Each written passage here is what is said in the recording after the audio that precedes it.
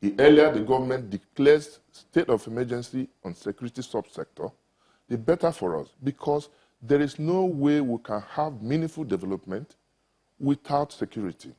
People are traveling in fear, apprehension. It's that bad. Even the trains moving towards Kaduna, people are no longer safe. You see, I understand what somebody was saying, whether it's true or not, that helicopters are now going just to secure railway trains. And that's not bad. We must, as a matter of urgency, develop that strategy where technology will be deployed. Drones can be deployed. Armed drones. I think we should try as much as possible to see that this issue is solved. If you look at the police, you say police is not doing this, police is there. How do you expect a child you are sending to school to perform when you have not provided the necessary tools for him to go to school? The police is handicapped. The police is challenged in terms of manpower, in terms of equipment. And we cannot continue to overflog this issue. Every day we say the same thing, like broken record. But it has now come to a point that every Nigerian must pick up, irrespective of your political, religious, or ethnic coloration, because we're all concerned about the security of this country. When I'm talking of state of emergency in security sector, I'm talking of prioritizing our security, funding our security, giving money to the necessary agencies for them to fight this scourge, because nobody is safe. So if we prioritize our security by funding them, in fact, the government can go out of its way to ask for extra budgetary allocations for the security agencies too. You recall when $1 billion was approved by the National Assembly to buy equipment. How was the money spent? Nobody's talking about it. It comes again to corruption. And I feel that this government that has come up with this issue of fighting corruption should fight corruption holistically, not selectively. And we must face the reality. I spent over 50% of my life. I'm 66 now. I served this country for 35 years meritoriously. So if we fail to speak to power, then we are deceiving ourselves.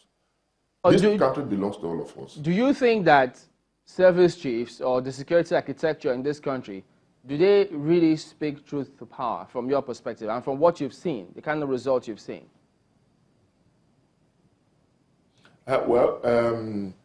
Everybody is talking about security architecture. The next thing people tell you, we have to change the security chiefs. Well, they have tried their best, and it's time for them to go. I think if you look at the Inspector General of Police, for instance, he's new. I think he has a plan. He has a focus. He is operational. Anywhere there's a problem, he goes out there to see things for himself.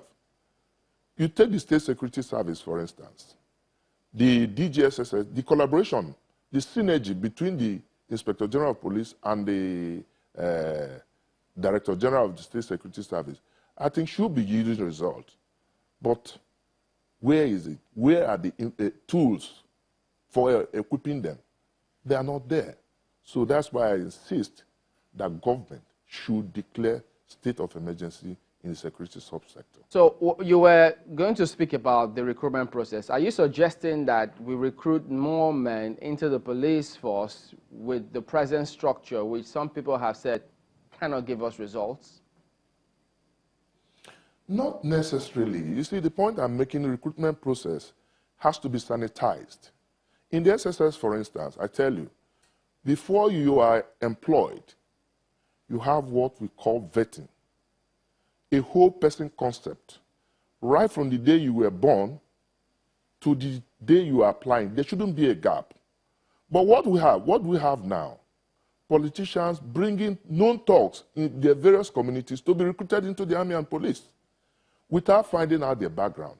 Who are they? And when the people do, they'll be surprised to see that somebody who was serving as a thug, a political thug, adorning police uniform, adorning military uniform. What have you succeeded in doing? You are arming the people against the society. And that's why we'll continue to have this problem. Are you saying then, Mr. Ejiofor, that some of the security operatives we have, perhaps some of the people that you said were involved in your own kidnapping, you know, some of these people that you just talked about, unvetted personnel?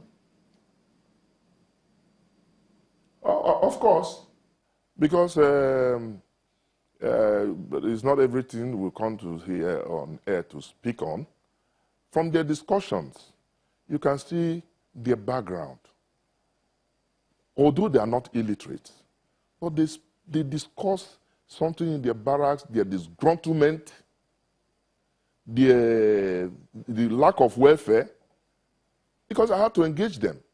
And they review some of these things that if you hear some of them on air, we'll marvel. So we don't need to go further, but what I'm saying is that the services need to do some in-house searching to fish out the bad eggs. Because, in fact, some of them tell you they hire their guns.